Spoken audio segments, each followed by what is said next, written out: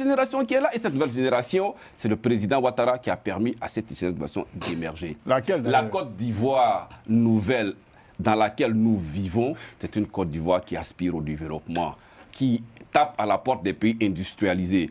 Vous ressassez des choses anciennes. J'ai une question en termes de bilan. Quand le PDCI, le candidat de PDCI sort le sondage, là, ça vous explique quoi? Rien du tout. Non, absolument. Rien, comme on dit, c'est un doyman. Donc, du coup, pour revenir à l'annonce, je pense qu'ils ont été douchés dans tous leurs espoirs. Ils ont essayé toutes sortes de pressions. J'étais sur votre plateau la fois dernière, je vous ai dit que le président est insensible à toutes sortes de pressions. Tant qu'il va s'agir de l'intérêt de la Côte d'Ivoire, de l'intérêt des Ivoiriens, soyez qui vous voulez, venez faire toutes sortes de pressions que vous voulez, le président, il va regarder l'intérêt supérieur de la Côte d'Ivoire. Je vais rebondir sur ce que M. Ouattara, mon ami et frère, disait tout à l'heure.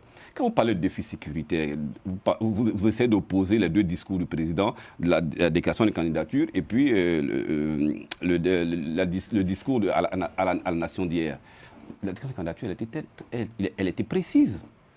Les enjeux sécuritaires extérieurs liés aux problèmes monétaires et en interne, le développement projeté par la Côte d'Ivoire, le besoin de finir ce travail. On est d'accord? Expliquez-nous avec... Mais si, tu comprends très bien, tu fais exprès. Vous faites exprès. Je ne comprends pas. Vous êtes si intelligent. Vous avez ce QI-là exceptionnel comme votre patron. Donc c'est normal. Vous comprenez tout. Vous faites exprès. Donc on y va. Non, mais je n'ai pas compris. Si, vous avez compris. Hein? On y va.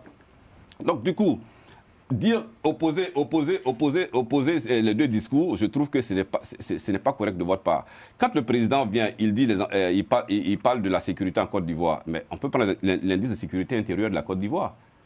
On peut prendre l'indice. Quand il prenait le pays, il était à 6 et 15. Non, laissez les chiffres. Laisse-moi finir. Vous ne voulez plus les chiffres? Vous voulez qu'on laisse les chiffres? Djaby, allez-y, terminez, il faut qu'on passe la parole. Terminez.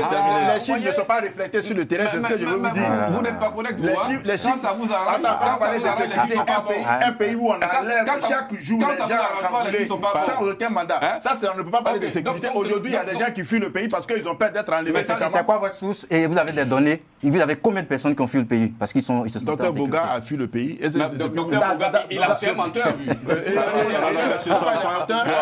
Brédini a fui le pays et il a dit ouvertement. Monsieur Brédini, qui est porte-parole, a fui le pays parce qu'il avait les encagoulés ont tenté de l'enlever. On ne peut pas parler de sécurité. Rapidement, donc l'indice de sécurité est revenu à près de 1.5 ou 1.3. Donc ne revenons pas sur des choses passées. Votre problème particulier au PDCI, au PPACI, c'est la candidature de vos leaders. Je vous ai dit de prendre tous les jours sur le plateau, je vous dis, pensez un plan B. Nous, on a choisi notre plan A. Le plan A, là, c'est nous allons supporter jusqu'à la fin.